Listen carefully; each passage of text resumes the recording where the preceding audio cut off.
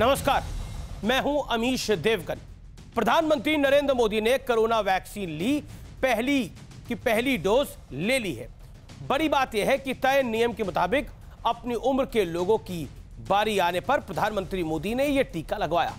लोगों को परेशानी से बचाने के लिए प्रधानमंत्री सुबह ही एम्स पहुंच गए। यहां तक कि पीएम ने सुरक्षा रूट भी नहीं लगवाया और सुबह 6:25 पर जब प्रधानमंत्री मोदी को वैक्सीन लग रही थी, उस वक्त पीएम बेहद सहज अंदाज में दिखे। प्रधानमंत्री मोदी को एम्स की नर्स निवेदा ने वैक्सीन लगा रही थी। उस वक्त माहौल को हल्का बनाए रखने के लिए प्रधानमंत्री मोदी ने कहा कि राजनेताओं की चमड़ी बहुत मोटी होती है, इसलिए उनके लिए कुछ विशेष मोटी सुई का इस्तेमाल तो नहीं करने वाली हैं।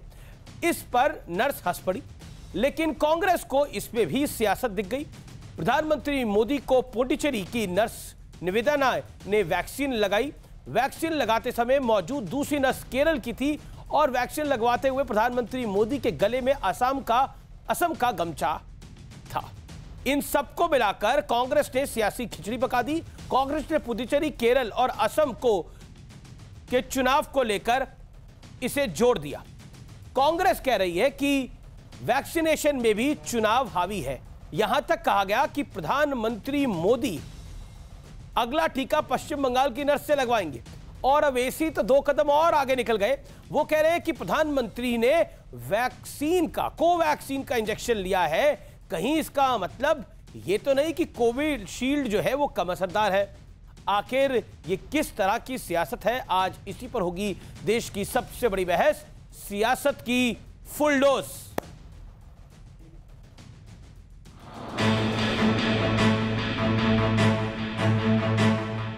जिस तस्वीर पर पूरे देश को गर्व हो रहा है, कांग्रेस ने उसमें भी सियासत खोज निकाली। कोरोना के खिलाफ वैक्सीनेशन अभियान का दूसरा चरण शुरू होते ही पीएम मोदी ने पूरी तरह देश में बनी कोवैक्सीन का पहला डोज लिया। पीएम बिना किसी तय कार्यक्रम के एम्स पहुंचे। लोगों को परेशानी से बचाने के लिए पीएम सुबह ही एम्स पहुंच गए।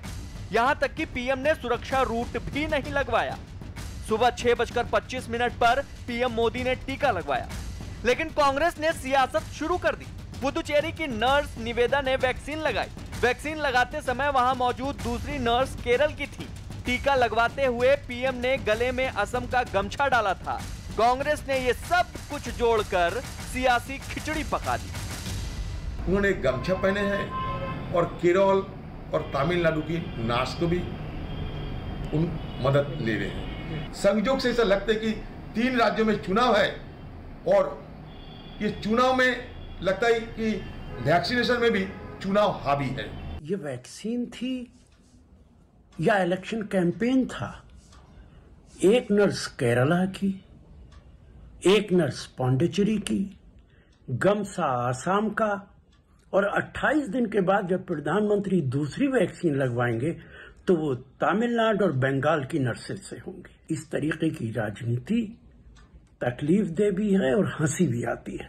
किसी चीज की पॉलिटिसाइज नहीं होना चाहिए, प्रचार के लिए नहीं करना चाहिए। हालांकि कांग्रेस के ही भूपेंद्र सिंह हुड्डा कह रहे हैं कि वैक्सीन पर सियासत नहीं होनी चाहिए। प्रधानमंत्री जी ने लिया और सबको लेना चाहिए, हम भी लगाएंगे।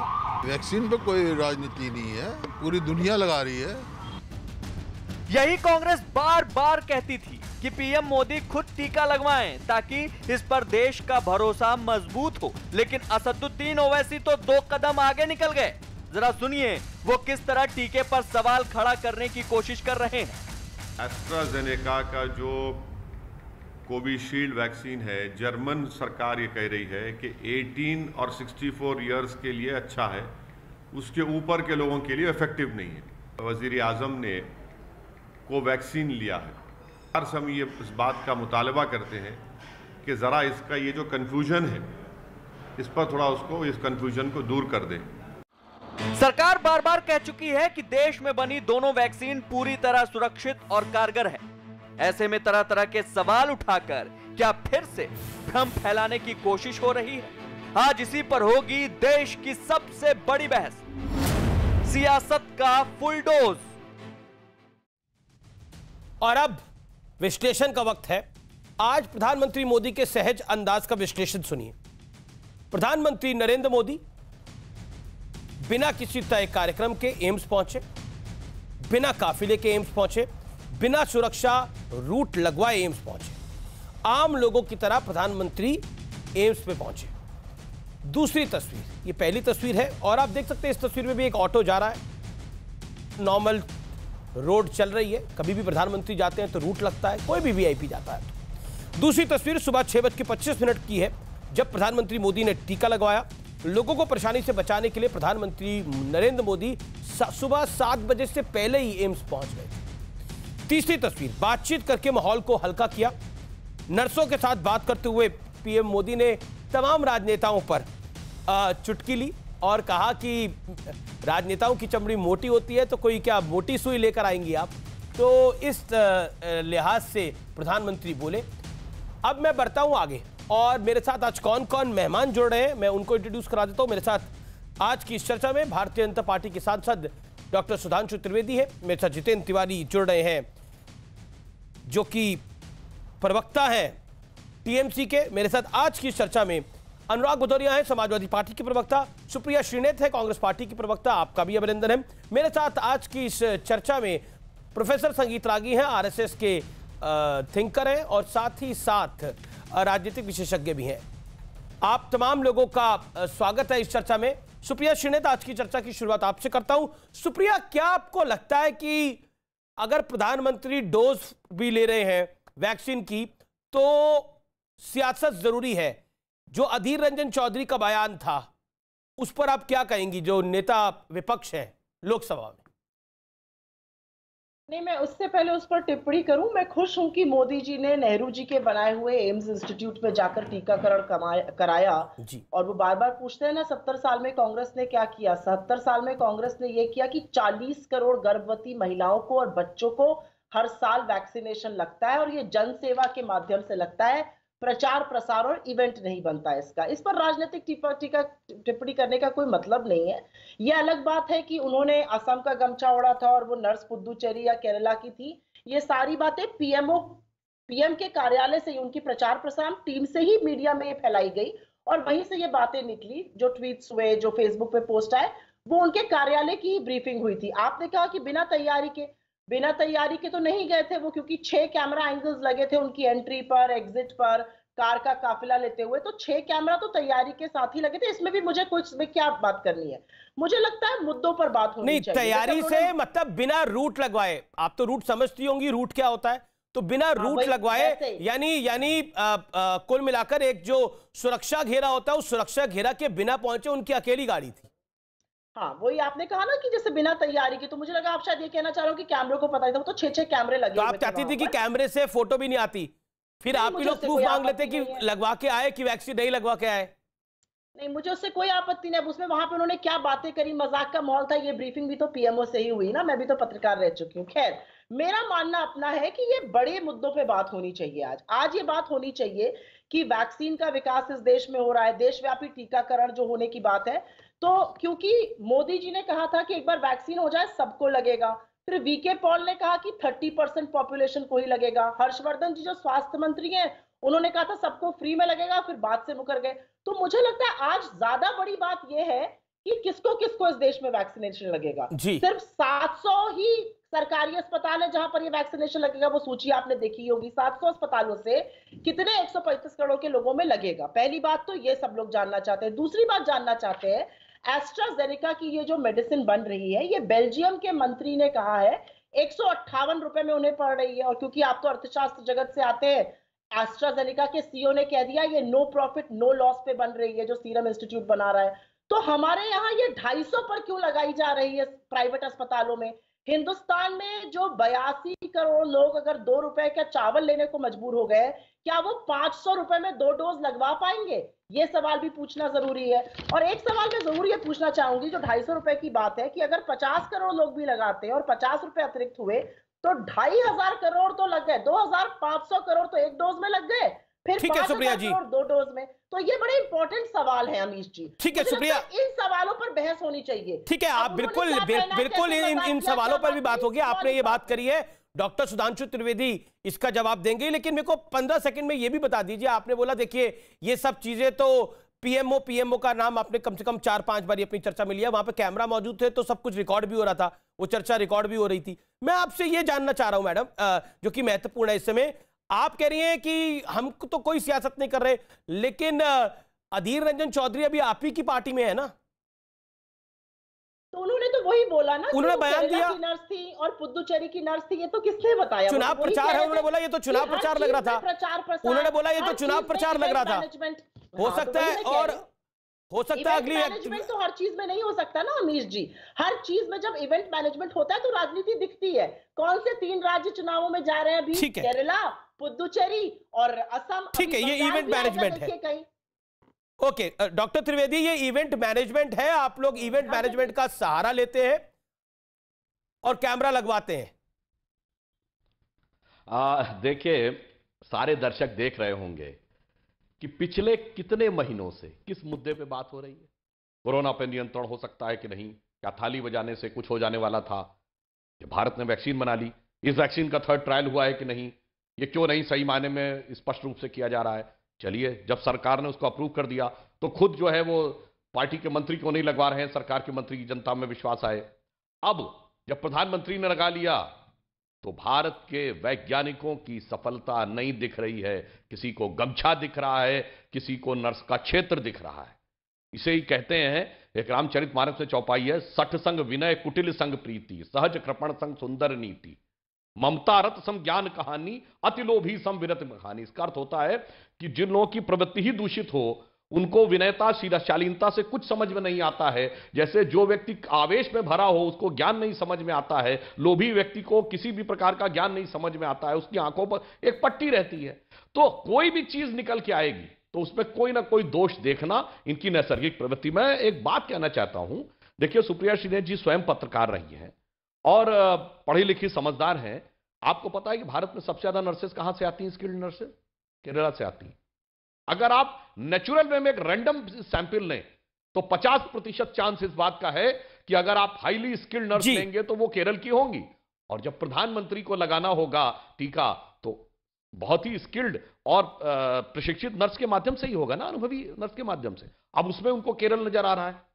अरे भाई ठीक है, नजर आ रहा होगा तो हमारे प्रधानमंत्री ने भी कुछ मुद्दा समझने की कोशिश की, वरना वो सतही जगहों के बजाय उन्होंने भी मुद्दा समझने का प्रयास किया है। और जो गमछा है वो तो मुद्दे वाली जगह का नहीं है, वो तो सतही जगह का है। तो आपको उनको सतही चीजों पे ध्यान नहीं देना चाहिए था, आपको खुश होना चाहिए था। ठीक है सुधांशु, केरल में जाकर मुद्दे समझ में आते हैं, सुप्रिया वहां की नर्स समझ में आई तो एक अच्छी बात। सुप्रिया कुछ कहना चाह रही है, सुप्रिया बोलिए। अमीश जी, मैंने फिर से कहा, प्रधानमंत्री है, पूरे देश के प्रधानमंत्री, वो कहीं का कुछ भी यूज कर ले।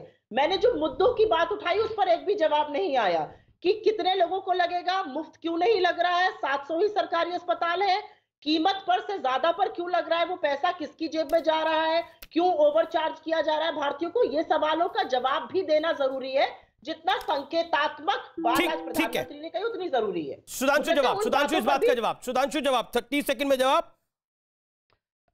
अब मैं सिर्फ एक बात कह दूं, जब हम वैक्सीन की गुणवत्ता पे बहस करते थे तो हम में से कोई भी सेलुलर माइक्रोबायोलॉजी का एक्सपर्ट नहीं था, मगर हम वैक्सीन की गुणवत्ता पर बात कर रहे थे। उसकी कॉस्ट कितनी है, कहां FAR है, कितनी मात्रा में लिया जा रहा है, सीधे ऑर्डर दिया जा रहा है कि बनी बनाई खरीदी जा रही है, और आपने अपने मन से सोच लिया कि 158 वाली कीमत सही है। अरे भाई, जिस जमाने में किसी का मूल्य तय होता है तो उसमें भी बहुत प्रकार के फैक्टर्स होते हैं। इसीलिए मैंने कहा ना, कोई भी सकारात्मक बात दिख जाए, कोई भी सृजनात्मक बात दिख जाए, परंतु उसमें किस तरीके से कोई नकारात्मक नेगेटिव पक्ष देखा जा सकता है, मेरे विचार से एक बहुत दुखद स्थिति है कि विपक्ष को इस ढंग की मानवीय आपदा में, इस ढंग की वैश्विक आपदा में, भारत की शानदार सफलता में भी, जैसे कहते हैं जितना छोटा छोटा करके कोई छेद निकाला जा सके वह निकालने की जो प्रवृत्ति है, इससे हमें बचने का प्रयास करना चाहिए। मैं मानता हूं इससे उन पार्टियों को भी बहुत लाभ नहीं। लेकिन सुप्रिया हर चीज का ये हर चीज का फायदा उठाने के लिए प्रचार कर लेते हैं, टीवी में आते हैं, ट्वीट करते हैं, ये उनका काम है, हमारा नहीं है। मल्लिकार्जुन खड़गे साहब, अधीर रंजन चौधरी को मैंने आपको बता दिया उन्होंने क्या बोला, राशिद अलवी ने क्या बोला आपको पता है। क्या आपको लगता नहीं है कि प्रधानमंत्री वैक्सीन लगवाने के लिए जा रहे हैं? नॉर्मल है, आप खुद कह रही हैं, आप पत्रकार आप रही हुई हैं और आप पत्रकार थी, तो आपको तो पता है नॉर्मल कवरेज है, ये तो होगी, इसमें तो कोई दूसरी बात है ही नहीं। लेकिन इसके अंदर प्रचार प्रसार चुनाव सब चीजें कैसे डाल दी जाती है? अच्छा अमीश जी, मैं तो कह रही हूँ चलिए ये सारी बातें छोड़ दीजिए, प्रधानमंत्री ने बहुत बढ़िया काम किया है। आज तो जो सवाल मैंने उठाया उसका जवाब क्यों नहीं मिल रहा है? 30% को लगेगा, 75% को लगेगा, 100% को तो ये अधीर रंजन चौधरी ने गलत बोला, 250 पे लगेगा। अधीर जी ने गलत बोला, उसका जवाब क्यों नहीं मिल रहा है? मैं कह रहा हूँ अधीर जी ने गलत बोला, मल्लिकार्जुन खड़गे ने गलत बोला। नहीं, आप देखिए, आप जो मैं सवाल उठा रही हूँ उस पर आप क्यों नहीं डिबेट कर रहे हैं? ये डिबेट तो हो रही है उसी के ऊपर। आपके सवाल का सुधांशु ने जवाब दिया। नहीं दिया, कहां दिया? मैं तो पूछ रही हूँ ना। 30 तो फिर या तो आप डिसाइड कर लीजिए कि एक ही सवाल को अगले 40 मिनट तक बोलते रहेंगे और उसी का जवाब लेते रहेंगे। मैं तो देश हित में सवाल, ठीक है, बिल्कुल देश हित में, मैं मानता हूं आपका देश हित में सवाल है, आपका अच्छा पॉइंट है, इसका जवाब सुधांशु त्रिवेदी देंगे, लेकिन मेरे सवाल का तो जवाब मैडम दे दीजिए, क्या सही करा या गलत करा?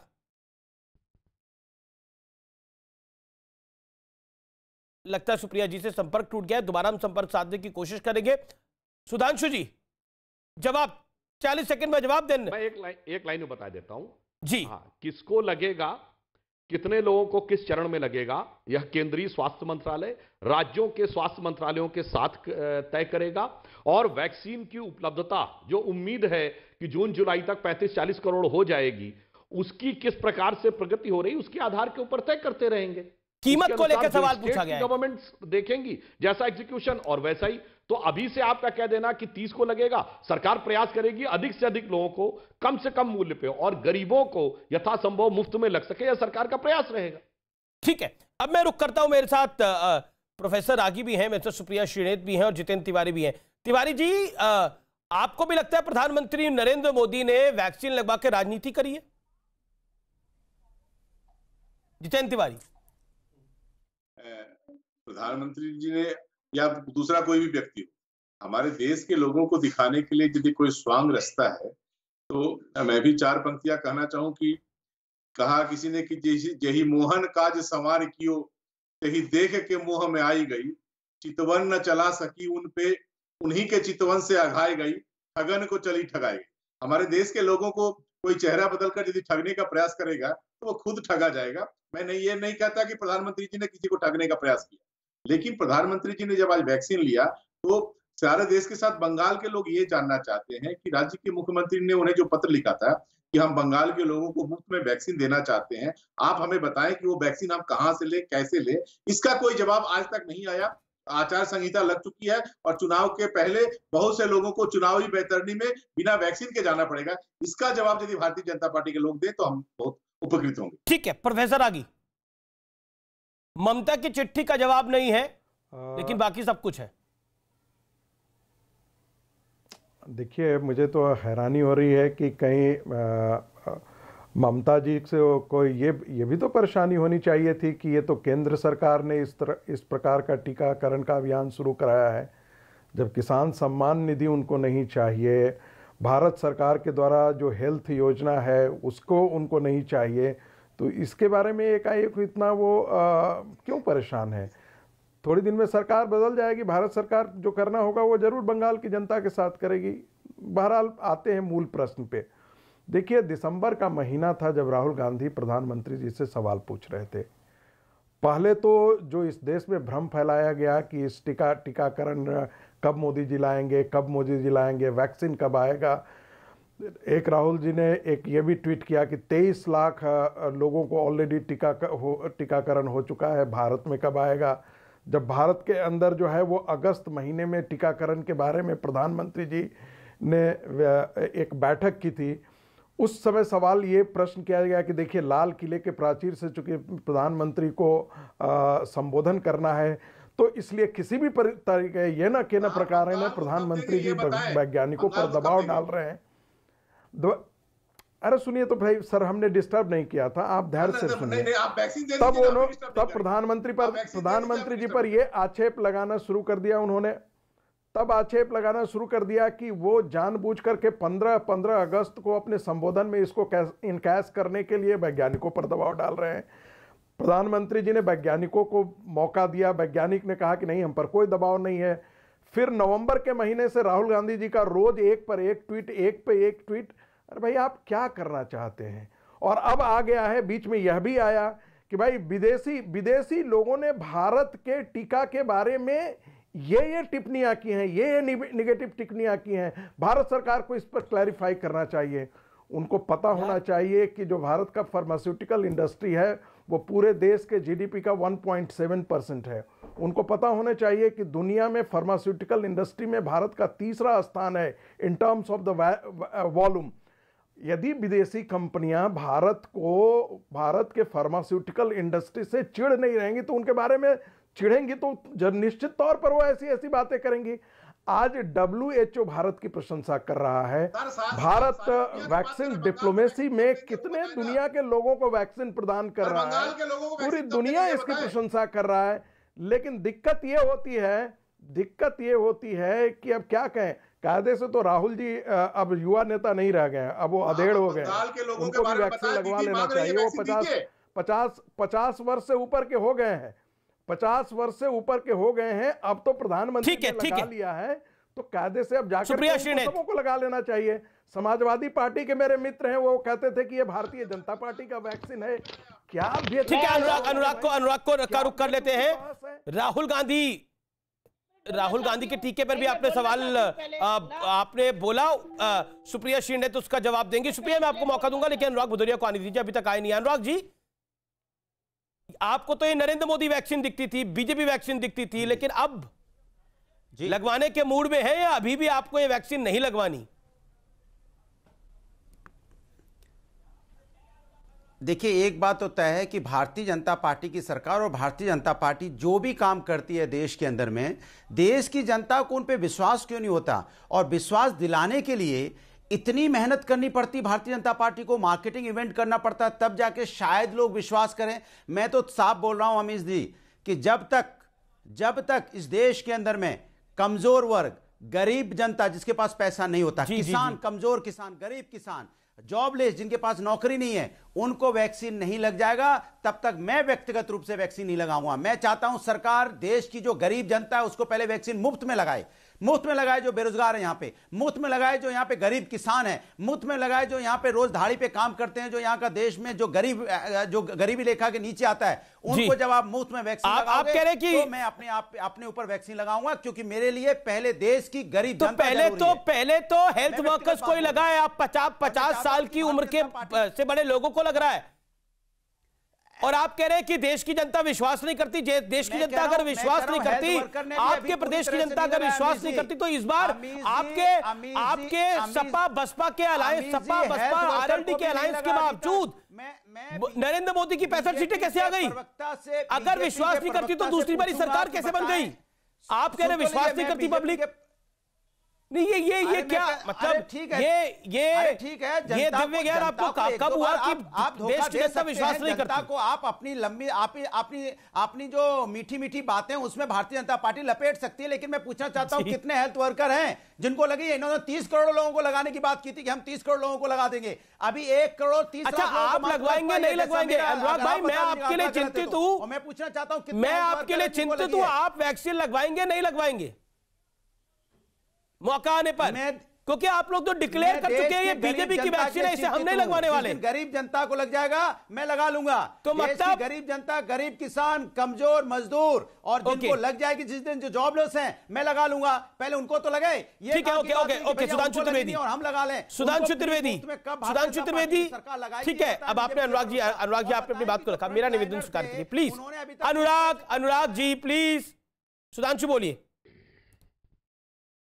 देखिए, बस एक ही वाक्य कहूंगा, अनुराग जी की बात का मैं स्वागत करता हूं। उन्होंने कहा कि जो गरीब हैं, जरूरतमंद हैं, उनको पहले लगनी चाहिए। इसका अर्थ ये हो गया कि अखिलेश यादव जी तो बोले थे ना, अरे भाई मैं नहीं लगवाऊंगा ये बीजेपी वाला वैक्सीन, जब हमारी सरकार आएगी तो हम सबको लगवाएंगे। अब जब अनुराग जी ने कहना शुरू कर दिया कि जरूरतमंद को, गरीब को, सबको लगवाएं, इसका अर्थ हुआ उन्होंने मान लिया कि उनकी सरकार अब नहीं आने वाली है, हमारी सरकार इसको लगवाने वाली है। और आश्वस्त रहिए, हर गरीब को, हर जरूरतमंद को यथासंभव मुफ्त लगाने का प्रयास सरकार करेगी। सरकार कर भी रही है। जो आपने 35 करोड़ कहा था मान्यवर, वो कहा था सरकार ने कि जुलाई के महीने तक 35 करोड़ बन के तैयार होंगी, क्योंकि ये बनना भी कोई ऐसा नहीं होता है ना जो आप लोग अपने हिसाब से सोचते हैं कि कोई ऊपर पेड़ से टपक कर बन गया और 1 सेकंड में।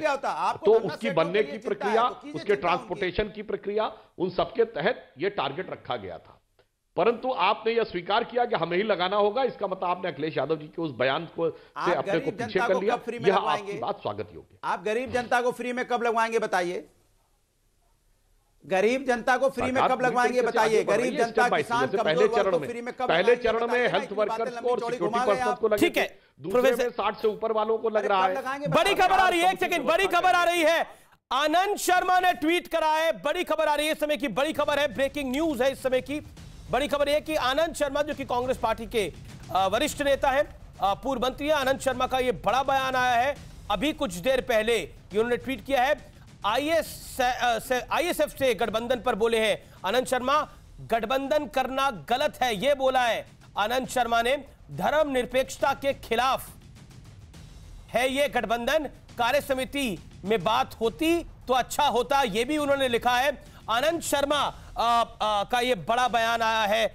मैं सीधा रुख करना चाहता हूं सुप्रिया श्रीनेत का। सुप्रिया, आप वरिष्ठ नेता है कांग्रेस पार्टी के, फॉर्मर मिनिस्टर हैं, क्या कहना चाहती हैं इनके आप ट्वीट पर? मैं उनकी ट्वीट पे कोई टिप्पणी नहीं करना चाहती हूँ। ये उनका व्यक्तिगत मामला हो सकता है। ये सारी परिस्थितियों को देखकर गठबंधन किए जाते हैं और मुझे ऐसा लगता है कि ये सारी चीजें पार्टी के तमाम प्लेटफॉर्म्स हैं, उस पर उठानी चाहिए। ये डिबेट आनंद शर्मा जी को लेकर नहीं, डिबेट आनंद शर्मा को लेकर नहीं है, लेकिन खबर आनंद शर्मा की ट्वीट की आई, इसलिए मैं आपको बता रहा हूं। अच्छी बात है, उन्होंने कहा होगा ये उनका व्यक्तिगत निर्णय हो सकता है। वो कह रहे बात होती तो अच्छा होता, वरिष्ठ नेताओं से बात ही नहीं होती क्या? ये उन्होंने ट्वीट करा है सार्वजनिक रूप से, कोई सोर्स बेस्ड इंफॉर्मेशन नहीं है ये। This is the tweet of Anand Sharma. That is too bad. I don't subscribe to the tweet and so I don't want a brief from him. I'm not going to sit here and defend what he has said. ये फैसला party लेती है, ये फैसला राज्य की units लेती है। उन्होंने ये फैसला सोच समझ कर लिया होगा। इस पर आनंद शर्मा जी को कोई दिक्कत हो सकती है, लोकतांत्रिक पार्टी है, इसमें कोई दिक्कत नहीं, उनको हो सकती है विचार विमर्श। उन्होंने उसके आगे ये भी लिखा, सांप्रदायिकता के खिलाफ लड़ाई में कांग्रेस चयनात्मक नहीं हो सकती। हमें हर सांप्रदायिकता के हर रूप से लड़ना होगा। पश्चिम बंगाल प्रदेश अध्यक्ष की उपस्थिति और समर्थन शर्मनाक है, उन्हें अपना पक्ष स्पष्ट करना चाहिए, ये तक लिखा गया। अब ठीक है, ये उनका अपना बयान हो सकता है, इस पर मैं टिप्पणी नहीं करना चाहती हूँ। ये कोई पार्टी का स्टैंड नहीं है, हम पार्टी स्पोक्सपर्सन। ये एक तरह से ये बड़ा बयान है, ये आनंद शर्मा का आरोप है, ये बड़ी खबर है व्यूअर्स। आनंद शर्मा का आरोप है कि कांग्रेस सिलेक्टिव है सेकुलरिज्म को लेकर, ये उनका आरोप है। सुप्रिया जी, अमीश जी, कांग्रेस सिलेक्टिव है सेकुलरिज्म को लेकर, ये आनंद शर्मा का आरोप है। एक सेकंड, हाँ, तो अमीश जी मैं कुछ इस पे मैं जैसे कि मैं आनंद शर्मा के बारे में टिप्पणी करने यहाँ नहीं आई हूँ, वैसे ही सुधांशु त्रिवेदी जी को अगर आप सुब्रमण्यम स्वामी के ट्वीट्स दिखाइएगा, जहां पर वो बेरोजगारी पर, वहां जहां पर सरदार वल्लभ पटेल के स्टेडियम पर, जहां पर वो कोरोना वैक्सीन पर, वहां जहां पर वो चीन पीएलए के अतिक्रमण पर बोलते हैं, तो क्या आप उनसे इसका जवाब बिल्कुल मांगते हैं? जवाब नहीं मांगेगा। भाजपा के सांसद हम तो मंत्रियों से जवाब मांग लेते हैं। सुब्रमण्यम स्वामी के ट्वीट पर हम मंत्रियों से सवाल पूछ लेते हैं। रिकॉर्ड निकाल के देख लीजिए सुप्रिया जी, सवाल पूछना हमारा धर्म है, जवाब देना आपको है, दीजिए, नहीं दे सकते तो बात अलग है। तो मैं तो कह रही हूँ ना, मैं तो कह रही हूँ कि भाई सुधांशु जी क्या जवाब देंगे कि सुब्रमण्यम स्वामी जी ने अभी आनंद शर्मा ने ट्वीट करा है, अतिक्रमण क्यों किया है? मैंने आपके शो पर देखा नहीं ना, इसलिए मैंने पूछ लिया। मैं आनंद शर्मा जी की प्रवक्ता नहीं हूँ, मैं कांग्रेस पार्टी की प्रवक्ता। तो आनंद शर्मा आप कांग्रेस में है कि नहीं है, ये तो आप और बड़ी खबर दे रहे हैं कि आनंद शर्मा कांग्रेस का पार्ट नहीं है। नहीं, मैं बड़ी खबर देने के लिए थोड़ी आई हूँ, खबर दिखाना आपका काम है। आनंद शर्मा जी का ये व्यक्तिगत विचार हो सकता है, मैं उसको सब्सक्राइब करूँ या ना करूँ, मेरा व्यक्तिगत विचार है। मैं कुछ और कहना चाहती हूँ वैक्सीन के बारे में। मैं सिर्फ वैक्सीन पर डिबेट करना चाहती हूँ क्योंकि ये इंपॉर्टेंट मुद्दा है। 24 अक्टूबर को निर्मला सीतारमण जी ने जब घोषणा पत्र जारी किया था, बिहार में कहा था सबको फ्री में मिलेगा, उसके बाद बवाल मचा। 31 अक्टूबर 2020 को प्रधानमंत्री जी ने कहा था कि जैसे ही वैक्सीन डेवलप हो जाएगी हर नागरिक को मिलेगी। फिर वीके पॉल जी ने बीच में आके कहा नहीं सबको नहीं मिलेगी, 30% को मिलेगी। फिर डॉक्टर हर्षवर्धन जो स्वास्थ्य मंत्री हैं, उन्होंने 2/1/2021 को कहा निःशुल्क टीकाकरण होगा सबका। 24 घंटे बाद उनको अपना बयान वापस लेना पड़ा। आज जो बहुत सारे लोग हैं, और इसमें मैं कोई राजनीतिक टिप्पणी नहीं कर रही हूँ, बहुत सारे लोग जो डायबिटीज, हाइपरटेंसिव ये सब है, वो जानना चाहते हैं कि भाई उनको 500 रुपए खर्चने पड़ेंगे या नहीं खर्चने पड़ेंगे, वो कहां जाके वैक्सीन लगवाएं? ठीक, यह वैलिड सवाल है आपका, इसका जवाब सुधांशु देंगे। वैक्सीन की लेबोरेटरी है देश, जी दुनिया के लिए, वहां पर अपने लोगों को सुधांशु फ्री में दे पा रहे हैं। सुधांशु त्रिवेदी पूछना जायज है ना? ठीक है मैडम, आपने अपनी बात को रखा। सुधांशु त्रिवेदी अभी कुछ देर पहले आनंद शर्मा का ट्वीट आया, उस पर आपकी राय? मूल्य पे लगना है और पूरा सुप्रिया श्रीनेत की बात पर आपका सरकार उचित निर्णय लेगी। अरे आप तो याद करिए, भारत की जनता में तो वह सोच और विवेक है कि जब प्रधानमंत्री ने कहा था कि सब्सिडी वाले सिलेंडर्स पे सब्सिडी छोड़ दो, जो सक्षम है सामर्थ्य, याद करिए करोड़ों लोगों ने छोड़ दिया था। ठीक है, भगवान ने हमको इतना दिया है कि हम 400 रुपए छोड़ने को तैयार हैं। तो इस देश के अंदर तो बहुत शक्ति है, इसलिए आप आश्वस्त रहिए, सबको फ्री की जरूरत भी नहीं है। जो सक्षम है, समृद्ध है, वो अपनी व्यवस्था करेंगे, जो अक्षम है, निर्धन है, सरकार उनकी व्यवस्था करेगी। हाँ, एक बात मैं जरूर कह देना चाहता हूं, जब आपने बोला था सुब्रमण्यम स्वामी जी के बारे में, सुब्रमण्यम स्वामी हमारी पार्टी के सिर्फ सांसद हैं जो कि अभी जाके संबद्ध हुए हैं। उनकी बहुत सी बातें हैं जिन पर पार्टी पूरी तरह सहमत रही। जो आपके नेताओं के बारे में बड़ी भारी भारी बातें वो बोलते हैं, जो हम यहां पर रिपीट नहीं करना चाहते। परंतु आज एक मजेदार बात है, राहुल गांधी सिर्फ सांसद है और आनंद शर्मा उपनेता प्रतिपक्ष राज्यसभा। अब आप देखिए पार्टी का स्ट्रक्चर, एक सांसद की बात को डिफेंड करने के लिए पूरी पार्टी खड़ी हुई है और deputy leader of the opposition Rajya Sabha को चाहिए। अधीर रंजन चौधरी क्या है भाई? नेता प्रतिपक्ष लोकसभा। गजब है भाई, नेता प्रतिपक्ष लोकसभा बोलता नहीं दिखता है। और अभी आपके जस्ट इससे पूर्व के नेता प्रतिपक्ष राज्यसभा गुलाम नबी आजाद साहब थे। तो भैया नेता प्रतिपक्षों की कोई हैसियत नहीं, उपनेताओं की कोई हैसियत नहीं, लहदे की हैसियत एक सांसद की। तो आप मुझे ये, वो भी ऐसा सांसद जो पहले ही कह चुका है कि मैंने छोड़ दिया। तो अब आप स्वयं बताइए कि हम ये आपका नहीं मान रहा है। आप बता दीजिएगा आप किसको पार्टी मानते हैं, किसको पार्टी नहीं। बरगलाने लगते हैं, क्या हो जाता है सुधांशु जी? अमीश जी, मैं एक बात कहना चाह रही थी, क्योंकि सुधांशु, मैं तो ये मुद्दे मैं बता रही हूँ आपको, 10 सेकंड दे दीजिए। बोलिए। 10 सेकंड में बता दे रही हूं आपको, मैं तो इस पे बात नहीं करना चाह रही थी, लेकिन आप ही ने कह दिया। अरे सब्सिडी सिलेंडर इस देश में मिल कहां रहे हैं? मार्केट और कंट्रोल प्राइस को आपने एक करके सब्सिडी निकल गए हैं। आप 225 रुपए आपने 3 महीने में बढ़ा दिए, लोगों की कमर आप तोड़ रहे हैं। आज भी 25 रुपए बढ़ा दिए। हमारी तरफ शब्द है थेथर, उसका मतलब होता है एक पौधा होता है, रात को काट दो सुबह फिर निकल जाता है। थेथरिया गए हैं आप लोग। लोगों की मंदी से तो कमर तोड़ी हुई थी, अब महंगाई से उनका दम घोट रहे हैं। क्या कर रहे हैं आप लोग? आप सब्सिडाइज सिलेंडर की बात करते हैं, आज सब्सिडी कहां मिल रही है? आपको नीति नियम का कुछ पता है? आज कोई सब्सिडी नहीं है। मार्केट प्राइस और कंट्रोल प्राइस सिलेंडर का एक है, सब्सिडी गायब हो गई है। ये असलियत है। ओके सुधांशु जवाब बात करते थे। अब मैं एक लाइन में जवाब दे दूं। ऐसा है सुप्रिया जी, ठठरिया हम नहीं गए, ठठरिया आप लोग गए। किसने निर्णय लिया था कि सब्सिडी हट जाएगी? 2010 में पेट्रोल पे हटी, अक्टूबर 2014 में डीजल पे हटी। वही तो WTO में आप लोग 1 जनवरी 1995 को साइन करके बैठे थे, उसके तहत हटी है। और अगर इतना ही दर्द है तो मुंबई में टेक्साइल ड्यूटी क्यों है पेट्रोल पे? हटाया, कम कर दीजिए। अब जवाब दीजिए। $20 हुआ आपने कम चाहे 1 जनवरी 95 में कौन साइन किया था WTO पे, जिसके चलते हुए सारे डीरेगुलाइज हुए हैं? बोलिए। कमर तोड़ी, उनका दम घोटा है। कैसी बात आप करते हैं? आपने 22 लाख करोड़ एक्साइज से कमाए। अरे आपने साइन किया, अब सरकार का नियंत्रण नहीं। जी हमको बुलाया, आपको बुलाया, ये डीजी दूरदर्शन नहीं तय कर सकता, 25 साल पहले तय कर सकता था। ईमानदारी से बात करिए, बेईमानी आप बरगला रहे हैं। आज आप बताइए कौन सा कानून है जिसके तहत सरकार मूल्यों में हस्तक्षेप कर सकती? बताइए आप लोगों की आप पत्रकार हैं, मुझे बताइए बेईमानी से बात मत करिए, जिसके तहत ईमानदारी से बात करिए। अरे भाई, हमारे निर्णय को आपने क्यों मान लिया? आपने $20 जब क्रूड ऑयल हुआ था, पैसा क्यों नहीं कम किया? इस बात का जवाब है आपके पास? जब क्रूड $20 पे आया था, आपने लोगों को क्यों नहीं राहत दी? क्या जवाब है इसका आपके पास? कैसी बातें करते हैं आप लोग? बेईमानी से बात करते हैं, ईमानदारी से कोई बात तो किया करिए। हमारी हर बात मानने पे आ गए आप। जब हमने डीरेगुलेट किया था, जब क्रूड कम होता था तो हम दाम घटाते थे, आपने अपने कोष भरे। कैसी बातें करते हैं आप लोग? बेईमानी से बातें करते हैं। लोगों के बारे में तो ईमानदारी से बात करिए। लोग परेशान है, हाहाकार मचा हुआ है महंगाई का।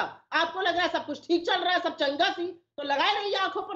ठीक है, एक सेकंड जवाब देना चाहते हैं। भाषा की मर्यादा भूलकर बेईमानी ईमानदारी करते करते एक वाक्य तो बोली गई कि हमारी हर चीज मान लेंगे आप लोग। मतलब आपने किया था, मान लिया। और 1,40,000 करोड़ के ऑयल बॉन्ड कहां गए? बेईमानी तो वो थी कि वो बजट में दिखाए नहीं गए 2014 में, वो ऑयल कंपनीज के ऊपर डाल दिए गए, और जिसे हमें 9,960 करोड़ रुपए प्रति वर्ष चुकाना है 2026 तक, और 2026 में 1,40,000 करोड़ भी कमाना है, चुकाना है। अब बताइए उसका जवाब दीजिए, वो भी तो आपका किया धरा है जो हम आज तक भुगत रहे हैं। कीर्तिमान आपकी सरकार ने स्थापित किया, 100 रुपए पर पेट्रोल है, डीजल 90 की ओर है, सिलेंडर 225 रुपए बढ़ गया 3 महीने में, लेकिन आपकी सरकार को कोई अच्छा, होश कौन से राज्य में है 100 रुपए? नहीं है लोगों का। अगर 100 रुपए बंबई में है और 90 रुपए दिल्ली में है, तो 10 रुपया किसका है? केंद्र सरकार का है, राज्य सरकार का? केंद्र सरकार का होता, दोनों तरफ दाम एक होते। अब बताइए, सरकार और दूसरों के सर पर यही आपकी असलियत है। ओके सर, प्रोफेसर रागी, महंगाई की मार बचाओ भैया इस मोदी। अच्छा जी, ओके, बहुत हुई महंगाई की मार, बचाओ मोदी सरकार से। सुप्रिया जी, आप ये कह रही हैं, मैं प्रोफेसर रागी का रुख करता हूं। प्रोफेसर रागी, आप हाथ खड़ा कर रहे हैं, बोलिए। देखिए अमीश जी, हम लोग अपने टॉपिक पर लौट आए हैं। मुझे लगता है कि आनंद शर्मा जी और जो 23 लोग थे वो कांग्रेस पार्टी को एक राजनीतिक वैक्सीन की सलाह दे रहे हैं, और ये सलाह बहुत दिनों से चल रहा है, लेकिन कई बार होता है कि हम जब काफ़ी रूढ़ हो जाते हैं तो हम कोई भी चीज़ एक्सेप्ट नहीं करते हैं। आनंद शर्मा जी ने जो कुछ भी कहा है वो बिल्कुल सही कहा है। कम से कम कांग्रेस पार्टी सांप्रदायिक राजनीति और ये वो जुमलेबाजी न करे, वो ज़्यादा बेहतर है। बंगाल में, केरला में उन्होंने क्या क्या किया है ये सबको मालूम है।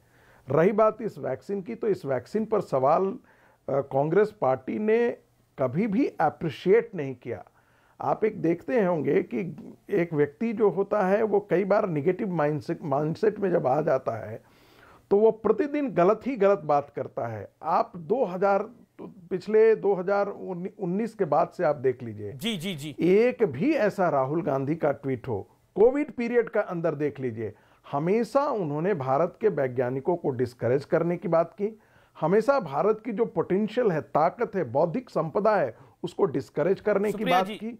अरे भाई, आपको कोई चीज अच्छा ही नहीं देख रहा है, आप इटली भाग जाते हैं, और इटली की दुर्दशा क्या थी कोविड की, वो आपको पूरी तरह के दुनिया में, लेकिन राहुल गांधी रोज भारत सरकार को सलाह देते हैं कि भारत सरकार को ये करना चाहिए, प्रधानमंत्री ये करना चाहिए। राजनीति तो भारत में कर रहे, इटली की राजनीति थोड़ी कर रहे हैं, तो भारत को सलाह देंगे। एक सार्थक बहस भी करनी। प्रोफेसर रागी, वो राहुल गांधी इटली की पॉलिटिक्स थोड़ी कर रहे हैं, वो भारत की पॉलिटिक्स कर रहे हैं, तो भारत को ही तो सलाह देंगे।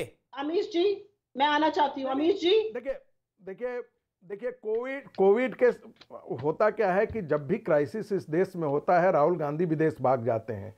आप कोई उदाहरण उठा करके देख लीजिए। ठीक है, सुप्रिया कुछ कहना चाह रही है। सुप्रिया ये कह रहे हैं कि वो जो G23 है वो आपको पॉलिटिक्स की वैक्सीन लगा रहे हैं। करने से बेहतर है कोई। अच्छा, एक मिनट, संगीत रागी जी चुप हो जाए तो मैं बोलूंगी। जी बोलिए। चुप हो जाए एक मिनट। ऐसा है कि जब नरेंद्र मोदी जी ऑपोजिशन में थे तो वो कहते थे, और अमित शाह जी कहते थे कि चीनी पिकनिक बना के चले जाते हैं। 26/11 में दौड़ के चले गए थे वहां प्रेस कॉन्फ्रेंस करने, चाइना को लाल आंख दिखाते थे, पेट्रोल डीजल पर धरना प्रदर्शन करते थे। तो क्या वो सरकार की सराहना कर रहे थे?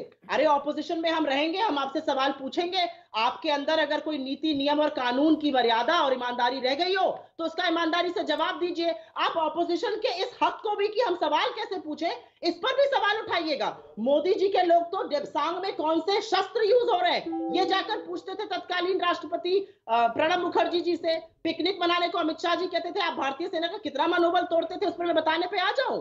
जब 410 रुपए का सिलेंडर था तब तो मोदी जी उसके बारे में बात करते थे, अब 820 हो गया तो आंखों पर पट्टी बांध ली है। किस तरह की बातें कर रहे हैं? अरे हम विपक्ष में, हम सवाल तो उठाएंगे ही। अगर आपके पास सवालों का जवाब हो तो दीजिए, नहीं है प्रोफेसर आगी देखिए, विपक्ष का काम है सवाल पूछना, बिल्कुल सवाल पूछे, लेकिन भारत और चीन यदि एक दूसरे की सेनाएं यदि सरहदों पर लड़ने के लिए तैयार है, डोकलाम में दोनों की सेनाएं खड़ी हैं, वैसे में राहुल गांधी यदि चाइना के एम्बेसी में जाकर के चाइना के एम्बेसडर से गुपचुप करके मिलते हैं, इस पर भी तो सवाल पे उसका उत्तर देना चाहिए। आपको अपनी सरकार पर विश्वास नहीं है, आप विदेशी सरकारों पर विश्वास करते हैं, तो ये तो कोई पॉजिटिव चिंतन नहीं है, सुप्रिया भी कुछ कह रही है, अच्छी बात नहीं है। लोग सवाल इस पर पूछेगा कि उनकी क्या ये थी। जब बालाकोट स्ट्राइक हो जाता है तब सवाल आप पूछते हैं, पेड़ उखाड़ लिया, जमीन उखाड़ लिया, ऐसे ऐसे सवाल कोई एक सार्थक विपक्ष में रहने वाला कोई मैच्योर पॉलिटिशियन थोड़े करता है, बिल्कुल नहीं करता है। आप सरकार पर सवाल उठा सकते हैं कि भाई आपसे चूक हो गई, आपने ऐसा क्यों नहीं किया, लेकिन सेना जाकर के वहां पर जाकर के ये करती है, यदि हस्तक्षेप करती है, बालासाहेब स्ट्राइक करती है, तो आप उसी को क्वेश्चन करते हैं। इसके बाद आपके नेता करते हैं कि ठीक है, आपने भी बात को रखा, सड़क छाप गुंडा है, ऐसी भाषा का देखिए वो भी अपनी बात रख रहे हैं, आप भी अपनी बात रख रही हैं सुप्रिया जी, आप भी अपनी बात रख रही हैं, वो भी अपनी बात रख रहे हैं। मैं अब आ जाऊं, मैं बोलूं? हाँ बोलिए बोलिए। आपने बोला प्रोफेसर रागी राष्ट्र के नाम संदेश दे रहे हैं, वो भी अपनी बात रख रहे हैं, आप भी अपनी बात रख रही हैं, दोनों अपनी बात रख रहे हैं। बोलिए सुप्रिया जी। हाँ बिल्कुल बिल्कुल, मैं तो ये कह रही हूँ ना, क्योंकि मैच्योरिटी की बात कर रहे थे, तो डेप्सांग के दौरान जब जेटली जी और सुषमा स्वराज जी जाकर पूछ रहे थे कौन से शस्त्र यूज हो रहे हैं, वो मैच्योरिटी थी। जब 26/11 अभी चल ही रहा था, अभी रेस्क्यू भी खत्म नहीं हुआ था, मोदी जी का प्रेस कॉन्फ्रेंस ताज के सामने जाकर करना मैच्योरिटी थी। लाल आंखें चीन को दिखानी चाहिए जब वहां पर दिक्कतें हो रही थी, मैच्योरिटी थी। ये बताएं, जब क्रूड ऑयल 140 पर था और तब सवाल उठाना मैच्योरिटी थी। तो मैच्योरिटी की बात मत करिए, वो अपने विपक्ष का धर्म निभा रहे थे, हम अपने विपक्ष का धर्म निभा रहे हैं। और मुझे लगता है सरकार को ऐसे सवाल सुनने की आदत डालनी चाहिए, क्योंकि ये डिसेंट और डेमोक्रेसी है, ये लोकतंत्र है, ये सेडेशन नहीं है जिसका चार्ज ये लोगों पर लगा देते हैं। इनकी आदत होगी, इनके खिलाफ बोलो तो आप देशद्रोही हो जाते हैं। उस तरह की परिपाटी में चलने नहीं दूंगी, मैं उस तरह की बातों में यकीन नहीं करती हूं। ठीक है, ओके। प्रोफेसर रागी 40 सेकंड में जवाब, फिर अनुराग भदौरिया। अनुराग मैं आपको बताऊंगा।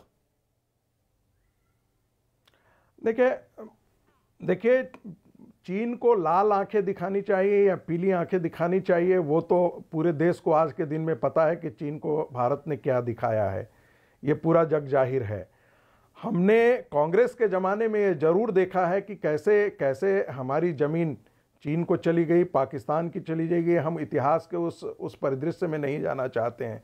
लोकसभा का रेजोल्यूशन पास किया हुआ था जम्मू एंड कश्मीर के संदर्भ में, चाइना ने जो हमारी ज़मीन हड़प ली है उसके संदर्भ में, और हमारे देश के उन दिनों की सरकारों की नीतियां क्या थी वो भी हम अच्छी तरीके से जानते हैं, और ये देश की इस जवान पीढ़ी भी उसके बारे में अब जान गई है। बहुत दिनों तक कांग्रेस ने छुपाया वो सारी चीजें, अब कम से कम गूगल देवता ने बता दिया है और लोग इसके बारे में जान गए। मान रहे हैं आप। महत्वपूर्ण बात यह है कि क्या आप आज के दिन में वैक्सीन को लेकर के अनुराग भदौरिया, अनुराग जी आपका वक्त है, बोलिए। मैं बोलूं, देखिए मैं पूछना चाहता हूं, ये लोग सब देखिए, अपोजिशन वालों को भी मैं कहूंगा, मोदी जी ने जो बोला था, जो भारतीय जनता पार्टी ने बोला था, पूरा किया। उन्होंने बोला था देश की हम जीडीपी बढ़ाएंगे। सुधांशु जी ने पूरी ताकत के साथ देश की जीडीपी बढ़ा दी, लेकिन उनका जीडीपी का मतलब था गैस, डीजल, पेट्रोल की प्राइस बढ़ानी थी, उन्होंने आसमान पे पहुंचा दी। अब सवाल क्यों पूछते हैं उनसे? सवाल पूछने का वो राइट कहां देते किसी को पूछने का? मैंने बार बार अभी सुधांशु जी से पूछ के थक गया मैं कि भाई आप ये बताइए, जीडीपी तो आपने देश की बढ़ा दी, बहुत अच्छा कर दिया, ठीक है, गैस डीजल पेट्रोल के दाम बढ़ा दिए। अब जीडीपी पेट्रोल डीजल आज का विषय है, लेकिन वैक्सीन विषय नहीं है। अनुराग भदौरिया, समझ में नहीं आ रहा है, आप कांग्रेस बीजेपी का खेल खेल रहे हैं, इस चक्कर में देश का नुकसान हो रहा है। आप कांग्रेस का नुकसान, कांग्रेस ने जो किया उसका फल उसे मिला, आपको भी वही, आप भी चाहते हो कांग्रेस जैसा फल हो ना। कांग्रेस खत्म होगी देश से, आप भी खत्म हो जाओगे। कांग्रेस के पद चिन्हों पे आप चल रहे हो, जो कांग्रेस ने किया था वही आप। कांग्रेस को आपने खत्म मान लिया देश से। सुप्रिया जी भी यही कह रही थी, जो कांग्रेस ने किया था हमने आवाज उठाई थी, बीजेपी उसको आगे ले जा रही है, बीजेपी भी खत्म हो जाएगी। इसलिए मैं कह रहा हूं सुधांशु जी, कांग्रेस भी खत्म हो जाएगी। आप चलिए, नहीं तो अच्छा, कांग्रेस को आप खत्म मान रहे हैं। सुप्रिया जी, आप भी उत्तर प्रदेश से आती है, ये भी उत्तर प्रदेश के, ये तो आपको खत्म ही मान रहे हैं। अब जब कांग्रेस के पद चिन्हों पे चल रहे हैं, ठीक है, ओके। कांग्रेस ने ये किया था, कांग्रेस से वो किया था, कांग्रेस ने ये किया था, कांग्रेस ने वो किया था, इसलिए हम कर रहे हैं। तो जो कांग्रेस ने किया वही आप कर रहे हो, तो आप भी खत्म हो जाओगे। बोलिए सुप्रिया जी, 10 सेकंड। हम प्रतिद्वंदी पार्टियों से हैं। अनुराग भदौरिया मेरे मित्र भले होंगे, मैं तो सुधांशु त्रिवेदी जी को भी अपना मित्र मानती हूं, लेकिन हम प्रतिद्वंदी पार्टियों से उत्तर प्रदेश में होने का यह मतलब नहीं है कि हम पीठ पटक सन्नाटा देखते हैं, बिल्कुल भी नहीं। मेरा अपना मानना यह है कि जो भाजपा कहती है कि हम तो भाई सब कुछ अच्छा कर रहे हैं, तो बेरोजगारी आपके दौर में, कोरोना से 2 लाख मौतें आपके दौर में, चीन का अतिक्रमण आपके दौर में, अर्थव्यवस्था ठप हो गई आपके दौर में, किसान सड़क पर है आपके दौर में। तो अगर आप इसको बढ़िया सरकार चलाना कहते हैं तो मुबारक हो आपको, बहुत बढ़िया काम कर रहे हैं आप। बड़ी खबर बड़ी खबर, अधीर रंजन चौधरी ने कहा है कि on party leader Anand Sharma tweet, alliance with ISF and other such parties is against the ideology of Congress and ये सीडब्ल्यूसी में डिस्कस होना चाहिए था। अधीर रंजन चौधरी और ये बड़ी बात, ये बड़ी खबर है। अधीर रंजन चौधरी इंचार्ज भी हैं स्टेट के। ये बड़ी खबर, अधीर रंजन चौधरी का ये ट्वीट है। क्विकली सुप्रिया श्रीनेत, पहले आनंद शर्मा का ट्वीट, उसके बाद अधीर रंजन चौधरी का बयान। मैं माफी चाहता हूं, माफी चाहता हूं मैं। We are in charge of the state, don't take any decision on our own without any permission. ये भी उन्होंने लिखा है इस बात को कहते हुए। बोलिए सुप्रिया जी। तो वही मैंने आपसे कहा कि मुझे लगता है कि स्टेट यूनिट्स ये डिसाइड करती है और उनको ये इतना उनका एकाधिकार होता है, इतना उनका हक होता है, इतना उनका सम्मान होता है। और आनंद शर्मा जी की बात पर मेरा टिप्पणी करना वैसे ही है जैसे जीडीपी पर और चीन पर और बेरोजगारी की जो ट्वीट्स सुब्रमण्यम स्वामी कर रहे हैं, उस पर सुधांशु जी उस पर जवाब दे। क्यों हमें जवाब देना है? सुधांशु 20 सेकंड लोग हैं, अगर वो इंचार्ज है स्टेट के, उन्होंने कुछ किया, इसमें क्या गलत बात है? देखिए, आपको जिस प्रकार के ट्वीट इस बीच में आए, चूंकि सुप्रिया जी खुद प्रोग्राम पे बैठी हुई तो ऑब्वियसली उनके पास इस विषय में जानकारी नहीं होगी, मगर अब उनके लिए क्या कहा जा सकता है। लखनऊ में किस्सा मशहूर था कि एक नवाब साहब थे, वो अपने साथ हमेशा एक आदमी रखते थे अपना, वो कुछ इधर उधर की बात बोल देते थे, उसका नाम था रफूगर, तो वो उनकी बात को पैचअप कर देता था। जब कभी जरूरत से ज्यादा बोल गए तो वो उठ के चलने लगा। उसने कहा, मामिया रफूगर कहां जा रहे हो? उसने कहा, हुजूर मेरा काम रफू करना है, पैबंद लगाना नहीं। तो आज मजबूरी हो गई कांग्रेस प्रवक्ताओं की कि वो बेचारे रफू करते करते क्या करें, अब रफू से काम चलने वाला नहीं, पैबंद लगाने वाला हो गया। आपके ही डिबेट के दौरान दो ऐसी बातें आई कि बस वही पंक्ति याद आती है कांग्रेस के लिए इस समय कि कभी खुद पे, कभी हालात पे रोना आया, और बात निकली तो हर एक बात पे रोना आया। और हम लोग भी कितना कमेंट करें, उनके यहां से तो कुछ ना कुछ निकलता चला जा रहा है। परंतु समस्या यह है कि जिसके यहां हो रहा है। सुधांशु मुझे रुकना पड़ेगा, मुझे एक ब्रेक के लिए रुकना है। मैं ब्रेक के बाद वापस आ रहा हूं। आप देख रहे हैं आर पार, देख रहे हैं आर पार न्यूज 18 पर। और अब मैं सीधा रुख करता हूं। मेरे साथ सुप्रिया श्रीनेत भी हैं, मेरे साथ डॉक्टर सुधांशु त्रिवेदी भी हैं। सुधांशु, सुप्रिया श्रीनेत ने एक सवाल ब्रेक से पहले उठाया था और लगातार वो उठा रही हैं कि ये वैक्सीन सस्ते दामों पर भारत में क्यों नहीं मिल रही, इसका जवाब क्या है? देखिए, सरकार उसको बिल्कुल सस्ते दामों उपलब्ध करा रही है। 150 के आसपास उसकी कॉस्ट है। 100 रुपए लॉजिस्टिक्स है, हर जगह एक समान रूप से नहीं मिल सकती। अब आपने जैसे एक बात कही, बेल्जियम छोटा सा देश, शहरी क्षेत्र, अच्छी सुविधाएं। अब हमारे यहाँ आप बताइए, अगर वही आपको नॉर्थ ईस्ट के दुर्गम इलाकों में, हिमाचल में और जम्मू कश्मीर के इलाकों में पहुंचाना होगा, क्या लॉजिस्टिक कॉस्ट नहीं आएगी? इसलिए मैं कह रहा हूं, ठीक है, सरकार समय Sudhanshu, okay, Supriya Shrinate 10 seconds, last 10 seconds. मुझे सिर्फ इतना कहना है कि वैक्सीन अगर सरकार चाह जाए तो कॉस्ट टू कॉस्ट पे मिलेगी, वो मिल नहीं रही है, इसके लिए सरकार को कुछ यंत्र लगाने पड़ेंगे। मैं सिर्फ इतना कहना चाहती हूँ। सुप्रिया, मैं माफी चाहता हूं, अब वक्त इतना ही है, फिलहाल इतना ही, नमस्कार।